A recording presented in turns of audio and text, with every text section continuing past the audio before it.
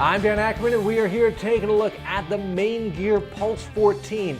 This is another one of a reasonably long line of mid-sized gaming laptops that we've seen this year. We've seen examples from Alienware and Origin and Razer.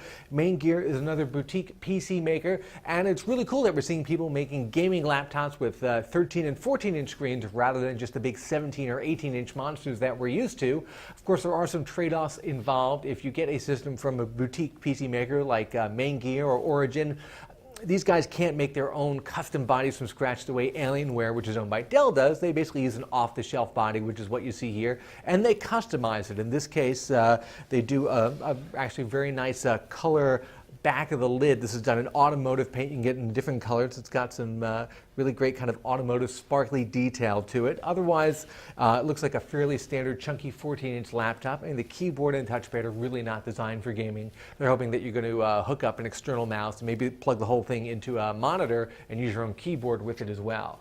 Now, this guy, configuration-wise, it's just under $2,000, but you can get it down to about $1,250. And for that $1,250, you still get the same Core i7 CPU, NVIDIA 760M graphics card that we have in our more expensive version, which is great. The big letdown here, however, is the screen. It is a 1600 by 900 screen. It's not a full 1920 by 1080 screen, which most of the other mid-sized gaming laptops and all of the larger gaming laptops have. You really do want to be able to play in full HD. In order to do that here, you'll have to do what I did a lot of time, which is take an HDMI output to a larger monitor, and then you hook up a mouse and a keyboard, and you're basically just using the hardware here. If this system had a better display, it loses a lot of detail and with off-axis viewing, although I like that it's kind of a matte display, not overly glossy.